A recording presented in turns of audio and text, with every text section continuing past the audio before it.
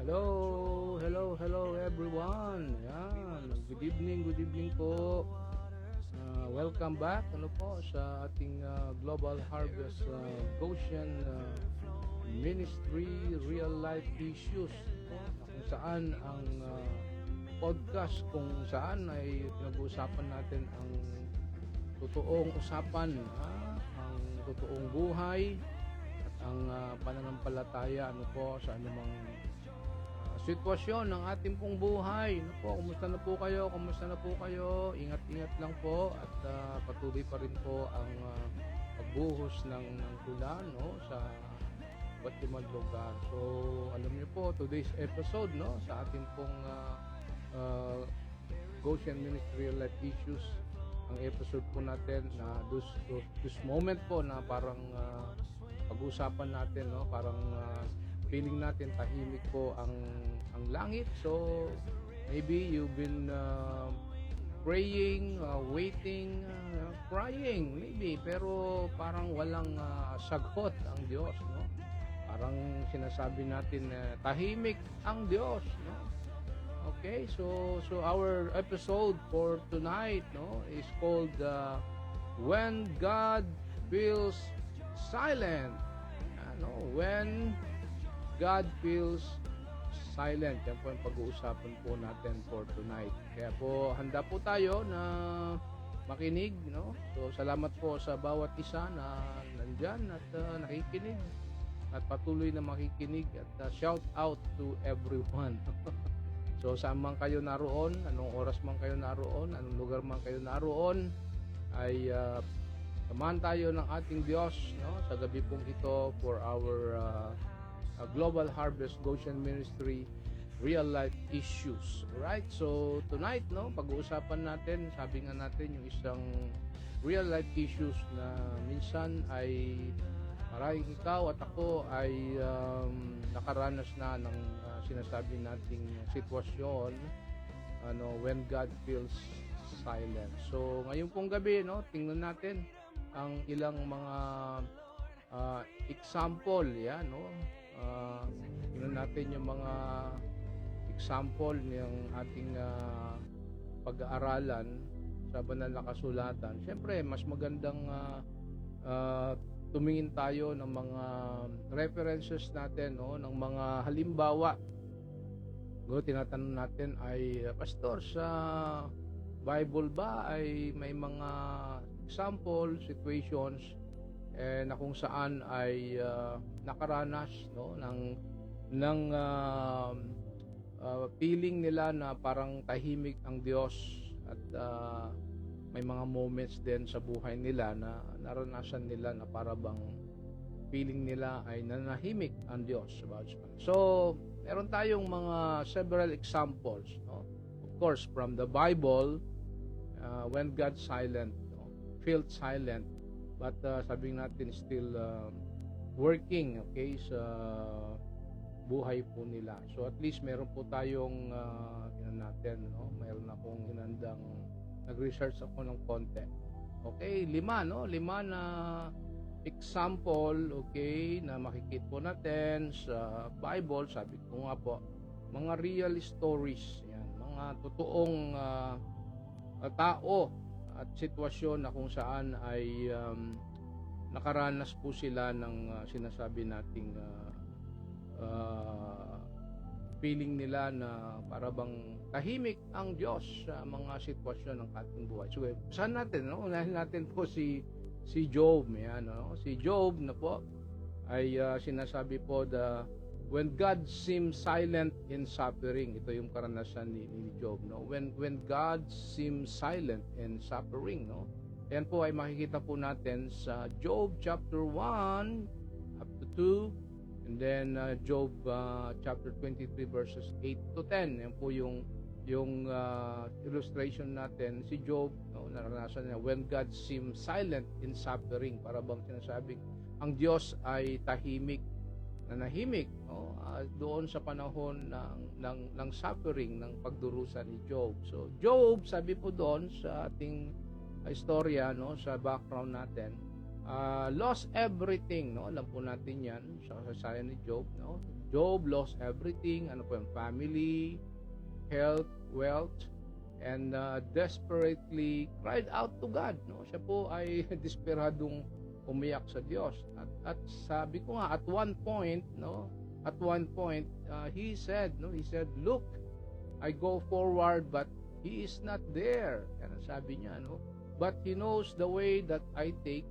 When he has tested me, yan sabi niya, I shall come forth as gold. Yan po yung sinabi po ni Job sa chapter 23 verses 8 to 10. So, diyan po sa karanasan ni Job, sabi nga na po, when God seems silent and suffering, ang Diyos ay tila tahimik. Okay? Ngunit kanyang hinuhubog, ayan po, ang pananampalataya po ni Job, kahit po sa katahimikan, kahit po sa kanyang pagdurusa, dinadali siya ng Diyos at maging tayo po.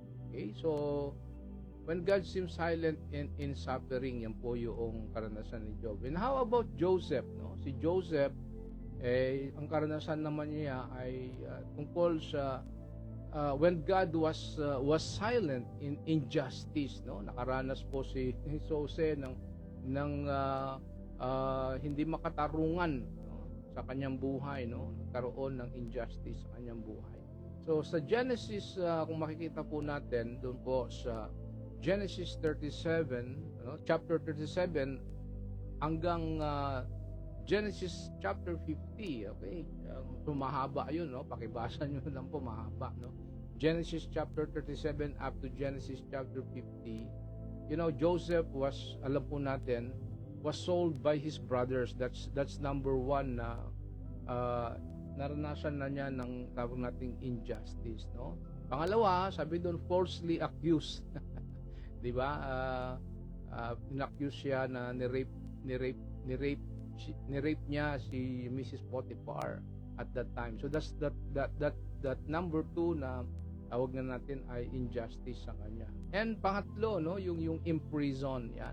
Siya po ay nakulong sa pagbibintang. So nakita ho natin yung tatlong situation ni Joseph, no, na injustice, no, hindi makatarungan sa kanyang buhay. So no dreams, no voice from God, no quick deliverance. Yan po yung karanasan ni Joseph. Ngunit alam niyo po, ang Diyos ay kasama niya, no po. Yan po ang maganda po doon, kahit na nagkaroon siya ng hindi makatarungan na karanasan sa kanyang buhay. Ngunit ang Diyos ay kasama niya kahit na sa katahimikan, no, ng bilangguan, even in the silence of injustice sa kanyang sitwasyon sa bilangguan. Alam po natin, no, sa kalaunan, binangon siya ng Diyos upang iligtas ang Ehipto, okay, at ang kanyang pamilya.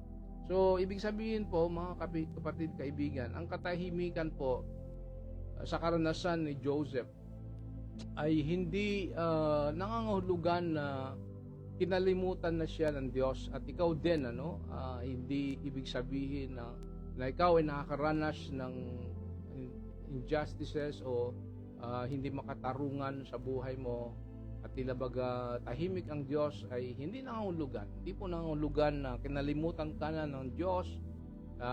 Bakit mas malaki pa ang maaaring hinahanda niya para po sa iyo, po.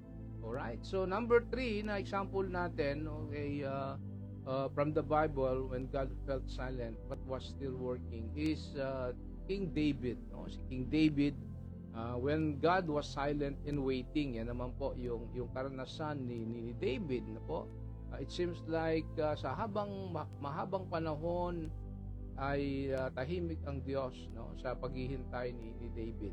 At ito po yung makikita po natin, no, yung kanyang litanya o sinasabi niya sa Psalms chapter 13 verse 1, no. Sabi niya, ano sabi ni David, no? How long, O Lord? Sabi niya, how long, O Lord, will you forget me forever? Nakita ho ninyo yung litanya, salita ni David, no?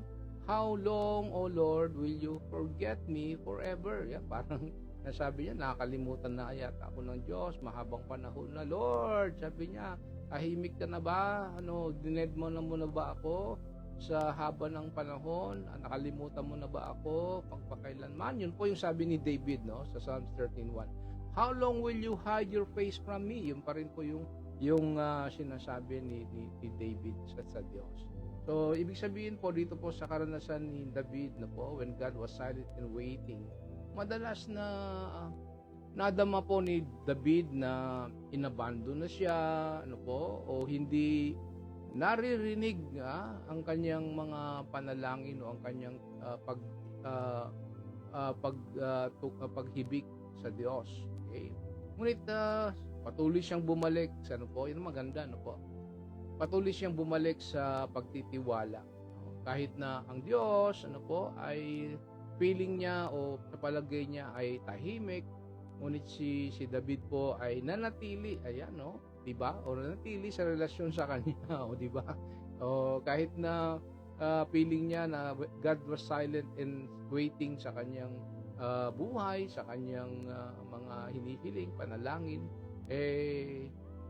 nanatili si David sa kanyang relasyon sa Diyos. Ang katahimikan, katulad ni David, ang katahimikan po ay hindi po pagtanggi. Yan. Ang katahimikan hindi pagtanggi, maaring ito po ay isang imbitasyon, imbitasyon sa iyo at para sa atin sa mas malalim na pagtitiwala po sa Diyos. Okay, so number 4, ito naman, sino ba example natin dito, sabi po sa history ay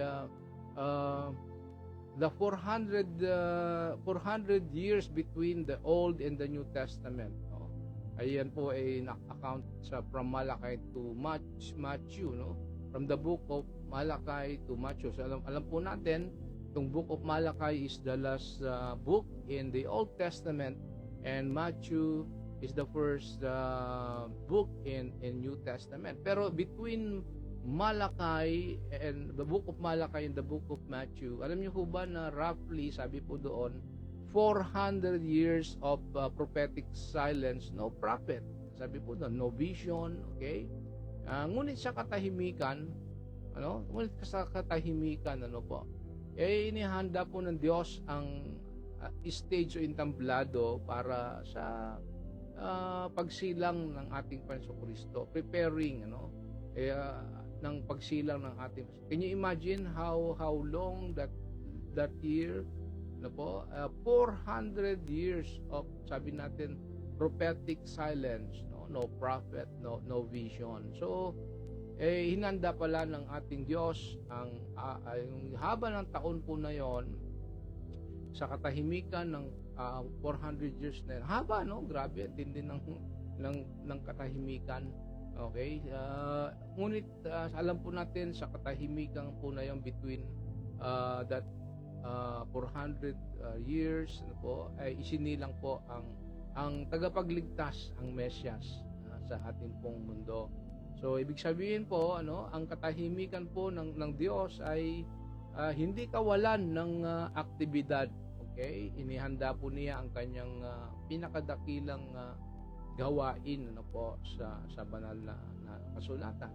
So panghuli, siyempre hindi mawawala po yan yung Jesus Christ, ang ating Panginoon Kristo on the cross, right? So imagine po ninyo, Jesus Christ on the cross, the only Son of God, So when even the Son felt the silence, even po ang Panginoong Kristo ay nakaranas po ng katahimikan, makikita po natin yan sa Matthew 27 verse 46. Diba? Ano sabi po diyan, my God, sabi niya, why have you forsaken me, So even our Lord Jesus Christ, ang ating Panginoon, sa gitna ng kanyang paghihirap sa krus ng Kalbaryo, ay nasambit niya ang salitang ito, my God, why have you forsaken me? Kaya po, alam niyo po, kahit na po ang ating Panginoon Jesus po ay nakaranas po ng matinding paghihirap, ng pakiramdam na tila ba pinabayaan, ngunit ang katahimikang iyon po ay humantong sa, alam po natin, pinakamalaking tagumpay, ang kaligtasan para sa ating lahat sa muling pagkabuhay. Kaya alam niyo po, na-imagine ko po nung last Monday, nagkaroon po ng matinding epekto po ng ulan, no? Epekto, malakas ang ulan, so eventually nagkaroon ng baha all over the place, no? At nagdulot ito ng matinding traffic, stranded, no? ang mga lugar, no? Nung Lunes po kasi ay sinundo ko po ang aking mga anak, no? Sa monumento. So we're going to siguro at that time ay umalis po ako dito mga 2 o'clock, and dahil sa baha, no, traffic, stranded, so nasundo ko na po sila, si Mariel at si Christian, almost mga 5 o'clock in the afternoon. So ganun po kahaba, no, sa tindi ng traffic at dulot ng baha. And then pauwi na po kami, doon pa lang po sa monumento, ano po, we're going to sa bahay na dito sa Valenzuela. Nako, tindi ho ng patak ng tubig. So doon pa lang sa monumento ay nag-build up na po yung matinding tubig, baha, and at the same time traffic. So binagtas po namin yung MacArthur Highway, knowing na hindi makarating po kami, but eventually, no po, doon pa lang po sa BBB, no, sa may MacArthur, sa may tulay doon, after ng tulay, nag-iikutan na po yung mga sasakyan. So eventually, parating na yung baha. So kami naman, sabi ko, sige, magre-route tayo. Punta tayo sa ang iniisip ko agad sa NLEX, no? Northbound.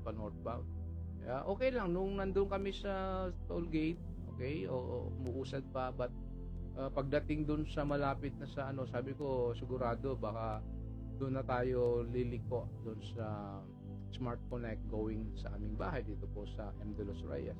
But eventually, pabagal ng pabagal yung traffic hanggang totally na hindi na siya umuusad.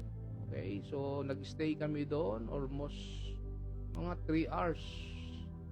Alright, so siya eventually nag-PM ako kay Beth, no? Tawagan ko siya, sabi ko, let's pray, no? Mag-pray po tayo, nalangin tayo, even si Christian, si Maria, sabi ko mag-pray tayo, at maraming tao, I'm very sure maraming tao na stranded, maraming mga sasakyan at that time ay stranded. So pray, siyempre pray, lahat ng alam nyo ba, siyempre prayer warriors tayo, lahat ng panalangin, lahat ng dapat natin ipanalangin na maging maayos yung situation, maging mabuti, at mag-flow na yung traffic. Kasi nintindi ko, hindi lang kami, sabi ko, kasi yung mga baka yung mga bata doon, no, may mga may edad na, no, ano kaya mangyayari sa. So we pray not only us, but siyempre we pray for everyone, no, na maging kahit sa gitna ng bagyo, sa gitna ng traffic na yon, the Lord will do something about it, no. But seemingly, sabi ko nga po, we wait, so we pray, we intercede, no. So we pray, no. Kaya matagal po yung na-stack up kami doon. Nakita ko may mga nagsisenyas na sabi pwedeng mag-U-turn sa left side. So nakikita ko parang yung iba ay nag-U-turn na, no, bumabalik na, going to southbound, no? So ginawa ko, sabi ko sa dalawa, kay Mariel, kay Christian, almost kasi malapit na po kami, no, doon sa may Smart Connect, kaya lang hindi na po umuusad, almost 3 hours, ganun situation. So we decided na bumalik na lang, no? Magre-route kami, sabi ko doon tayo sa Smart Connect, no? Smart Connect going to M. De Los Reyes, kasi may toll gate po doon. Okay, So trinay namin, nakaakyat naman kami po doon, pero along the way, nakalagit na may traffic pa rin. So we pray ulit, Lord, pray na lahat ay maging maayos. At ganun din, we wait for a long time, wala, talagang stranded. So nakita ko sa left side, merong U-turn. Sabi ko sa dalawa, U-turn ulit tayo. Kaya nagutom na po yung dalawang bata, so kumain muna kami. And then nagpalipas kami ng konti sa Jollibee, hoping na magiging bukas na yung MacArthur, but at 1:35 sarado pa rin. So pray ulit, pray. So pray, sabi ko, Lord, bigyan mo kami ng daan kung saan ay pwede kaming magre-road, kahit saan, kahit malayo o basta makarating kami na sa bahay, na safe and sound, maging iba. So, nung sabi ko Christian, nasa backseat ko siya, sabi niya, try natin ulit, nak, sabi ko. Tapos sabi ni Christian ay, tay, tingnan mo ito, dun sa going to Balintawak, dun sa may Santa Quiteria. Okay? So, sa may Quirino Highway. So, nakita niya, naka-blue. O, ibig sabihin, walang traffic, maayos, walang hindi brinak, walang baha. Okay, so pwedeng magre-road doon kahit malayo. So sabi ko, sige, let's pray na lahat ay maging maayos, mabuti. So lo and behold, sabi ko nga po doon sa karanasan namin, siyempre we feel like parang sa situation na yon ay walang answer ang Panginoon. But lo and behold, at almost 3 o'clock in the morning, nakauwi na po kami dito sa bahay. Praise be to God. So until now, let's pray. Let's continue praying. Huwag tayong titigil sa panalangin. Hanggang ngayon po ay may mga situations pa rin sa ibang lugar ng ating bansang Pilipinas na kailangan po ng panalangin. So don't stop praying for the intervention ng ating Panginoon. Even in we feel like, sabi ko nga po, ay may katahimikan sa panahon ngayon, at I believe in my heart itong topic po natin ay makatulong sa atin. So silence doesn't mean absence. Yan po yung ating pag-uusapan. Silence doesn't mean absent. Ano yan? Pag-pray mo kami. Sino yan? Gilbert de los Santos. Ano po ang prayer request? Hindi ko po.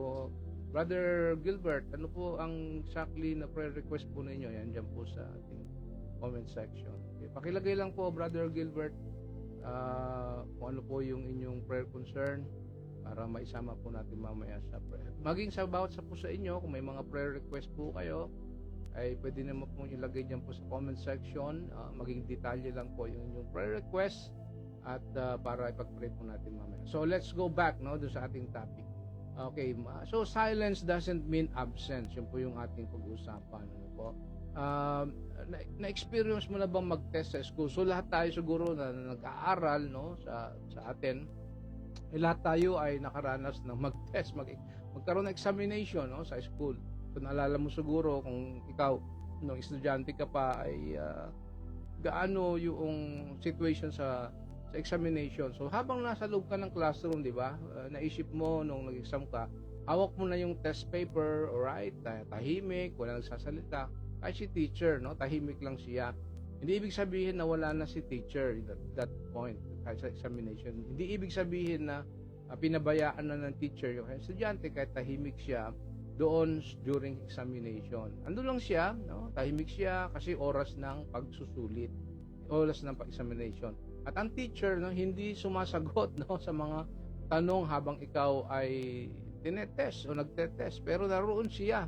Okay, nagmamasid, nagbabantay, handang tumulong pagkatapos ng test. Okay? O kapag kailangan mong i-clarify, maari doon sa instruction, hindi mo maintindihan doon sa examination. Ganun din naman siya ng Diyos. Ganun din po ang Diyos. Sa mga panahon ng testing natin, ng pagsubok, parang napakatahimik po niya, di ba? Pero hindi ibig sabihin na wala po siya. Hindi ibig sabihin po na hindi po siya concerned, tahimik siya kasi tinuturuan kaniyang maniwala, magtiwala at magpatuloy sa buhay. So faith, brothers and sisters in Christ, faith grows deepest when we keep trusting, even when heaven feels silent. So una sa lahat, ang katahimikan po ng Diyos, ay hindi nangangahulugang wala siya. Alright? Sabi ko, sometimes, God is quiet, but He is still present. Okay? Sa Mark 4:38, alam po natin yan, ito rin po yung binasa ni Beth kagabi. Sa gitna ng bagyo, sabi doon sa Mark 4:38, si Jesus ay natutulog, tahimik siya, pero kasama pa rin nila siya sa bangka. Right? So, ang ibig sabihin, ang presensya po ng Diyos ay hindi base po sa nararamdaman mo. Amen? Kundi sa kanyang pangako. Ang katahimikan po ng Diyos ay hindi nangahulugan na wala siya. Minsan tahimik po siya pero nandiyan pa rin po siya. Hindi lang siya laging sumasagot ayon sa gusto natin o sa oras na gusto mo. Ayan, okay? Pero ang pangako niya ay totoo. Hindi niya tayo iiwan. Kaya hindi mo kailangang maramdaman ang Diyos para malaman mong kasama mo siya. Ang sabi po sa Hebrews 13:5, alam po natin ito, di ba? Never will I leave you, alright? Never will I forsake you. Kaya kahit parang tahimik po ang Diyos, siguradong hindi kanya iiwanan. Ayon po niyan po sa Hebrews 13, chapter 13, verse 5. So, why does God allow silence? Yan pong pag-usapan natin. Bakit ba hinahayaan po ng Diyos na minsan siya po ay tahimik? Why does God allow silence? Bakit minsan parang walang sagot si Lord sa sagot sa mga pinalangin mo? Seems like parang, Lord, tagal-tagal na. 1 year na, 2 years na, 5 years, 10 years, 15 years. Okay? So, bakit parang tahimik po kayo, Lord? Parang wala kayong sagot, Lord, sa aking mga panalangin. Now, here's a few possible reasons. Okay? Ito po yung ilang mga posibleng reasons bakit po ang Diyos why does God allow silence? Number one, because He's building your trust, not just giving answers. Wow, no? So, because He's building your trust, not just giving answers. So, dahil pinapatatag niya ang iyong tiwala. Amen? So, hindi lang nagbibigay ng mga sagot, nangangahulugang ito na kung minsan hindi kaagad ibinibigay po ng Diyos sa atin ang mga sagot na hinahanap natin. Hindi dahil binabaliwala niya tayo, okay? Kundi dahil gumagawa siya ng mas malalim po sa atin ang ating pagtitiwala po sa Kanya, So sa halip na alam niyo po 'yon, lutasin lamang ang problema o ipaliwanag ang lahat, ginagamit po ng Diyos ang paghihintay, yan, katahimikan o maging ang kalituhan upang lumago ang ating pong pananampalataya. Amen? Hallelujah. So, tinuturuan niya tayong umasa sa Kanya. Okay? Hindi lamang po sa mga paliwanag. Ibig sabihin, ito po ay tulad ng isang magulang. Kayo po isang magulang na hindi palaging ipinapaliwanag ang bawat desisyon sa isang bata o sa isang anak.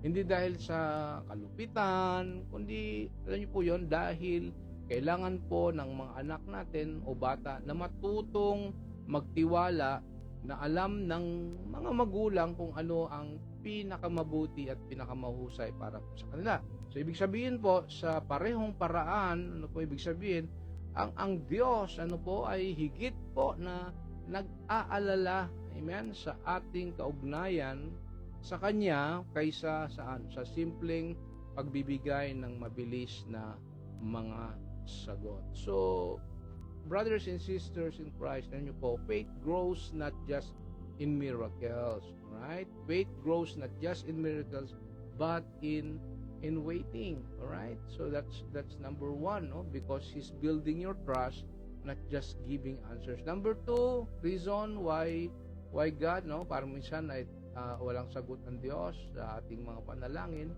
o tahimik ang Diyos? Because, He already answered through His Word. Yan, no? Because He already answered through His Word. Ibig sabihin, dahil sumagot na po siya sa pamagitan ng kanyang salita, no? Ang Biblia, ang salita ng Diyos, the Holy Bible. So, ibig sabihin, actually, nandun na ang mga sagot, mga kailangan mong malaman, okay, sa mga tanong natin, sa mga panalangin natin, sa pamagitan ng kanyang salita. Okay? So, nahulog ito na kung minsan, ay humihingi po tayo, alam niyo po yan, ng mga sagot sa Diyos tungkol sa buhay, mga desisyon, o pakikibaka. Ngunit po, ang totoo, ano po ang totoo? Nagsalita na po siya sa pamagitan ng Biblia. So, alam po natin na ang Biblia, ang banal na kasulatan, the Holy Bible, Scripture, is the Word of the Lord, ang salita ng Diyos, no? So, ang salita ng Diyos ay naglalaman ng mga simulain, pangako, utos, at katotohanan, na tumutugon, sa maraming mga tinatanong natin. Kaya po sa halip na, maghintay ng isang bagong tanda o boses, madalas po na kailangan lang nating, bumalik sa banal na kasulatan, sa kanyang salita, at magtiwala sa kung ano ang kanyang naipahayag na. Ayan, po. So, sa Roma 5:8, ano po sinasabi sa Roma 5:8? Na pinatunayan niya ang kanyang pag-ibig sa pamagitan ni Kristo. Kung ikaw ay nagtataka, ano ang dapat kong gawin sa aking buhay? Ang tanong, anong dapat kong gawin sa buhay? So, ibig sabihin, tinuturo po sa atin ng Kawikaan 3:5-6. Halimbawa, na magtiwala sa Panginoon at hayaang idirekta niya ang ating mga landas. So, ibig sabihin po, sa madaling salita, maaaring naghihintay ka ng bagong sagot, ngunit po malinaw na nagsalita ang Diyos sa pamagitan ng kanyang salita, ang banal na kasulatan, ang Biblia. Kailangan mo lang makinig at sumunod. Amen? Baka ang sagot, sabi ko baka ang sagot nasa Biblia na. Okay? Baka kailangan nating balikan ang sinabi niya noon pa man hanggang ngayon at magsaliksik at magbasa ng kanyang mga salita. Okay? Number 3, because He's doing something behind the scene. Feeling natin, baka tahimik ang Diyos o hindi binibigay yung ating mga kahilingan, dalangin, because He's doing something behind the scenes. Okay? Dahil may ginagawa siya, sabi ko sa likod ng mga eksena, sabi ko, because God is a working God. Ang Diyos ay Diyos na gumagawa sa paraan na hindi po natin nakikita. Okay? Nahulugang ito na kahit na wala kang nakikitang nangyayari, ang Diyos ay gumagawa pa rin, tulad ng isang theater o teatro kung saan ang tunay na aksyon at paghahanda ay nangyayari saan? Sa likod ng entablado bago tumaas ang kurtina. Di ba? Ang Diyos ay, alam niyo po yun, madalas na kumikilos sa di nakikitang mga paraan. Naghahanda po sa ating mga puso, nagbubukas po ng mga pinto, at pag-aayos ng mga pangyayari at paghubog sa iyo. Sabi nga natin ino-orchestrate ng Panginoon ang mga bagay sa buhay natin. Hindi pa tapos ng Diyos, no? May istorya pa siya, may eksena pa siya na ginagawa na kailangan lang ay maghintay para tayo, para sa kanyang perpektong plano. So, maaaring pakiramdam po natin, alright, okay? So, maaaring pakiramdam po natin ay walang nagbabago, ngunit inaayos po ng Diyos ang mga bagay sa likuran para sa ating kabubuti at sa kanyang kalwalhatian. Yan po ang sinasabi sa Romans 8:28, di po ba? No? If God is before, sabi sa Romans 8:28, all things work together for good for those who love the Lord according to His plans. No po? So, ang Diyos, gumagawa po siya. Gumagawa po ang Diyos. He's working. Meron po siyang inaayos. Meron po siyang nilalagay sa tamang panahon. So, ang kanyang maaring pananahimik sa atin siguro, feeling natin, ang kanyang pananahimik sa isip natin, sa puso natin ay hindi nangangahulugan na siya po ay wala. Amen? No, maaaring nangangahulugan lamang po ito na siya po ay nagse-set up. Yan, sabi natin, no? Nagse-set up, no?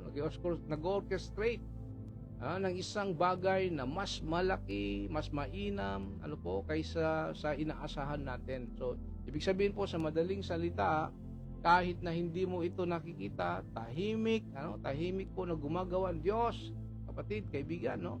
Sa likod ng mga eksena sa buhay po natin upang, ano nyo po yun, matupad ang kanyang layunin sa iyong buhay. So, si God hindi po idle, amen? Tahimik siya minsan, pero, tandaan mo, laging gumagawa, amen? So, number 4, ano po, and last, because He wants you to seek Him, not just His answers. Okay? So, because He wants you to seek Him, not just His answers. Dahil gusto niyang hanapin mo po siya, ano po, hindi lamang ang kanyang mga sagot.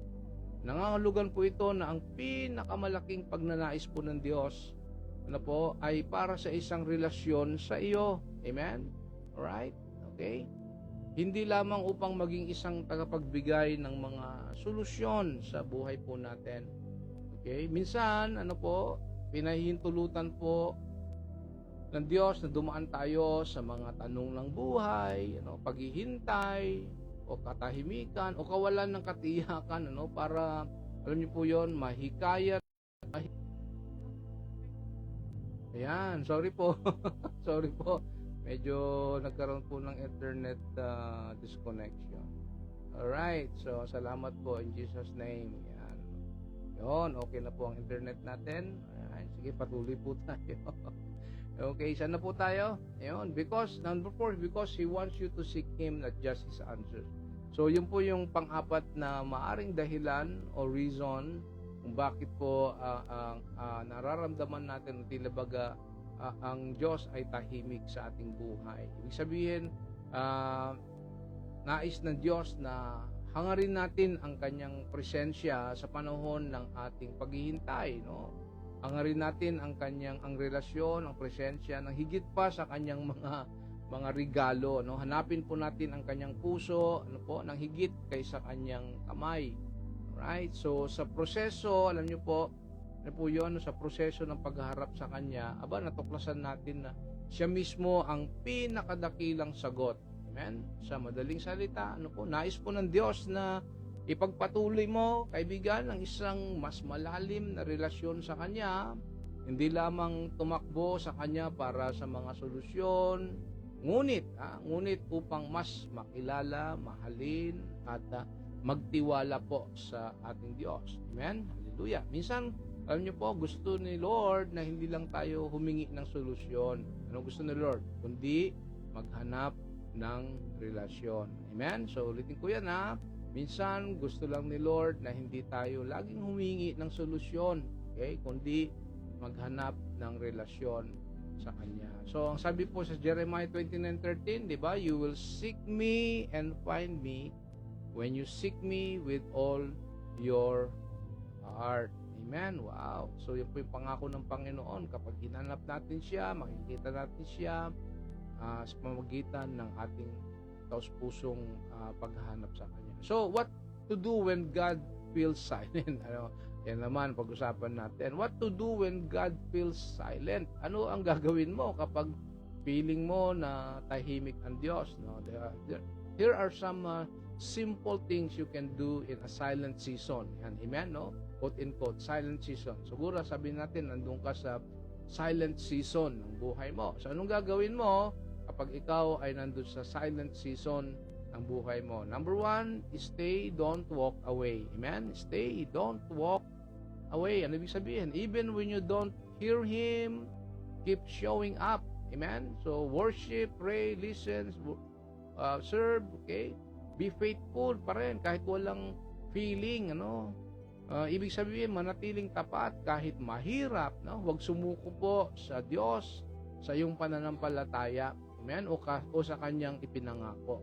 Kahit na ang mga bagay ay hindi makatuwiran, sa buhay natin, alam niyo, magtiwala ka pa rin, kasi siya ay kasama pa rin, At sabi ko nga po, nagtatrabaho, working in progress, no, sa paghihintay sa buhay po natin. So stay, don't walk away. So that's number one, what to do when God feels silent. Stay, don't walk away. Okay? So, number two, review His past faithfulness.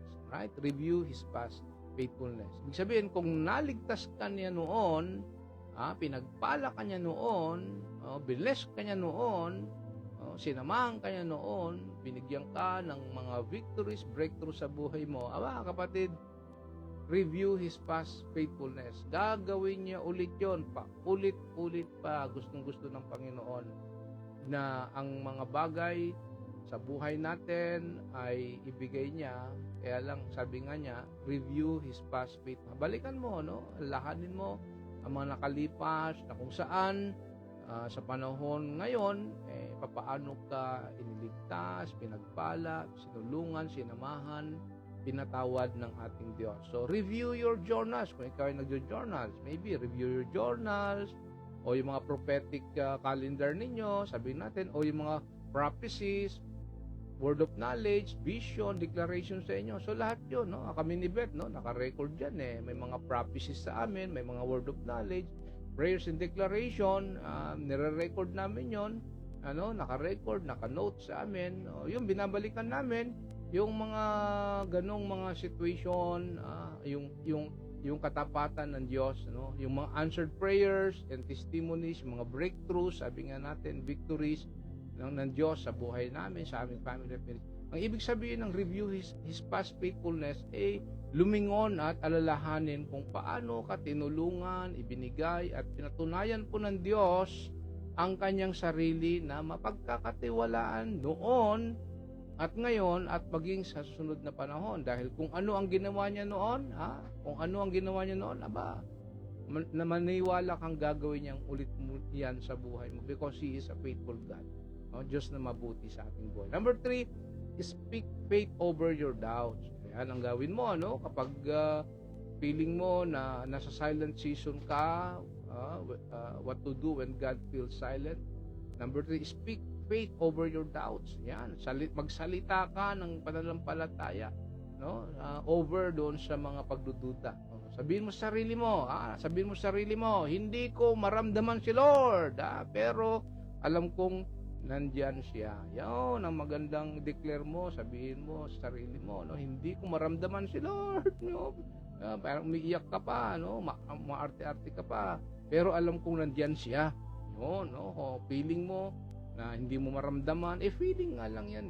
Alam niyo yung feeling, emotion, hindi basihan yan na wala si Lord. So, okay lang, na nararamdaman mo, feeling mo na wala si Lord, pero ayan, alam nating nandyan siya kasi yun yung pangako niya, di ba? Sa Hebrews 13:5, I will never leave you nor forsake you. So speak what is true even when you don't feel it. Alright? So speak what is true even when you don't feel it. Ang ibig sabihin ng magsalita ng pananampalataya sa iyong mga pagdududa po ay ipahayag, okay, ang mga pangako at katotohanan po ng Diyos. Kahit na hindi ka sigurado, pinipiling magtiwala sa Kanya sa halip na matakot. Okay, number 4 and last. Dali lang po Bigay ako, sorry. Okay, number 4 po tayo, Sometimes, Number 4, rest. Yan, magpahinga. Okay, rest. Sometimes the silence is an invitation to slow down. Kailan magpahinga tayo? Kasi minsan yung pananahimik ng Diyos ay inibitahan tayo na mag-slow down ka. Baka masyado kang super busy, masyado ka ng aligaga sa mga bagay-bagay sa buhay mo na kilabaga nakakalimutan mo na ang Diyos, ang pamilya mo, maging ang sarili mo, napapabayaan mo na ang sarili mo o ang pamilya o mga bagay sa buhay mo. So, ibig sabihin, minsan kailangang manahimik ang Diyos para ikaw ay mag-rest, okay? So, sabi natin, rest, sometimes the silence is an invitation to slow down. So, maybe God is quiet because He wants you to be still. Yan po ibig sabihin. And know that He is God. So, ang ibig sabihin ng pahinga, rest ay huminto dahil ang pananahimik ng Diyos ay maaring ang kanyang paraan ng pagsasabi sa iyo na huminahon ka muna, dahan-dahan, slow down, manahimik, at magtiwala sa kanyang oras. O baka stress na stress ka na, no? O burnout ka na sa mga bagay-bagay sa buhay. Kaya siguro hindi mo marinig ang Diyos, no? Kasi masyado ka ng super busy, na abalang-abala sa mga bagay na tila baga affected na ang buhay mo, pamilya mo, maging ang health mo. So rest, okay? Rest sometimes the silence is invitation to slow down. No? Kaya isang batang natatakot, isang kwento po, no? Isang batang natatakot sa malakas na kulog at kidlat sa gitna ng bagyo, no? Takot na takot po siya. Kaya tumakbo siya sa kanyang tatay, no? Ngunit sa halip na magsalita ng marami, niyakap lang siya ng ama at sinabi ng tatay, tahimik ka lang anak. Sabi ng tatay, nandito lang si tatay niya. So unti-unting humupa ang takot ng bata. Hindi dahil huminto agad ang bagyo, kundi dahil alam niyang ligtas siya sa piling ng kanyang ama. Alam nyo kapatid, ganun din tayo sa Diyos. Amen? Ganun din po tayo sa Diyos. Minsan, hindi agad nawawala ang problema o ingay ng buhay natin. No? Pero sa gitna ng mga sitwasyon ng buhay natin, sinasabi ng Diyos sa atin sa Psalms 46:10. Ano sabi po doon? Be still and know that I am God. Be still, tumahimik ka anak at alamin mong ako ang Diyos. So, hindi mo kailangang kontrolin ang lahat, basta't magtiwala ka, siya ang bahala. Amen? So, tayo po ay manalangin po tayo. Let us pray. Panginoon, sa mga oras na parang napakatahimik ng buhay, napakatahimik marahil ng mga panalangin po namin, tulungan mo kaming huwag sumuko. Hallelujah. Sa gitna ng maaring katahimikan, kawalan ng sagot, turuan mo kaming maghintay at magtiwala. Kung kami po ay nasa season of waiting o season of silence, Lord, higit po na bigyan mo kami ng pagtitiwala at pananampalataya po sa inyo. Punuin mo kami ng kapayapaang kahit pa wala pa ang solusyon, Lord. Yes po, kahit wala pa ang solusyon sa aming mga panalangin, ipaalala mo po sa amin na hindi mo kami iniiwanan. Sapagkat alam po namin, ikaw ang Diyos na tapat, kahit tahimik, ikaw pa rin po ang Diyos na gumagawa. Kahit hindi po namin makita o madama, alam namin, Panginoon, na kayo ang aming kasama, kaagapay sa aming buhay. Lord, nandito po ang bawat sa amin, ay mga kahilingan, mga prayer requests, concern ng bawat isa. Kayo po nakakaalam. At anuman ang kanilang mga dalangin sa inyo, katulad po ng aming pag-aaral po ngayon, ay may panahon na tahimik at hindi namin makita ang mga kasagutan o solusyon. Pero alam namin, O Diyos, ang ikaw ay kasama namin. You will never leave us nor forsake us. You will never abandon us. Even in the midst na kami po ay pasaway, may pagkakataon na kami ay nagkukulang, nagkakasala, nagkakamali, tumatalikod at nanlalamig sa inyo. But Lord, you still God na nagsabi na kami ay iyong hindi iwanan at papabayaan mo. Salamat po sa gabing ito. At salamat po sa aming mga kapatid, mga kaibigan na nandito ngayon. Lord, hear their prayers, O God. In their seasons of silence and the seasons of waiting, I declare and I pray there's also a season of winning and a season of victory and breakthrough. So in season of silence, in season of waiting, kami po ay naniniwala meron kang season, may panahon ka, Panginoon, ng pagtugon, may panahon ka ng pagsagot sa lahat ng aming panalangin, ang sa amin ay maghintay na may pagtitiwala sa iyo, O Diyos, sapagkat kung papaano kayo ay Diyos na mabuti, tapat, sa aming buhay sa nakaraang panahon. You're still the same God yesterday, today, and forevermore. Salamat po Diyos. Ang aming dalangit niling sa mga Panginoon Francis Cristo na aming Panginoon at aming tagapagligtas. Amen. Mga kapatid, no, tanggapin natin ang pagpapala ng Diyos sa mga sandaling tahimik ang langit, kapatid. Huwag ninyong kalimutang ang Diyos ay hindi kailanman absent. Yun, sa katahimikan, tinuturuan niya tayo magtiwala. Sa paghihintay, pinalalalim niya ang ating pananampalataya. Sa bawat sandali ng katahimikan, siya ay patuloy na gumagawa kahit hindi natin nararamdaman. Kaya ngayon, no, humayo tayo na may kapayapaan, dala ang tiwala ng Diyos ay kasama ninyo kahit sa katahimikan. Tumahimik kayo at kilalanin na siya ang Diyos, hindi na kayo iiwan, hindi na kayo pababayaan. Bless you now, brothers and sisters in Christ, in the name of the Father, and of the Son, and of the Holy Spirit. Amen and amen. Amen. Hallelujah. Okay, sugo. Okay po, mga kaibigan, ayan, brothers and sisters in Christ. Salamat ulit, no? Thank you sa inyong patuloy po na paikinig at patuloy na pagsama po sa ating gawain ito, sa episode na ito. Kung ikaw ay nasa tahimik na season ngayon, ano, tahimik na season ngayon, hold on, no? God is not gone. God is not done. Amen? Yan sabihin mo, kung ikaw ay nasa season ng paghihintay, nasa season ng silent season of silence, season of waiting, sabihin mo sa sarili mo, God is not gone, God is not done. Amen? God is not gone, God is not done. So yan, i-declare mo palagi sa sarili mo. Tahimik man siya, no? Tapat pa rin siya. Share, ano po, pakishare po natin, share this with someone who might need this encouragement today, no?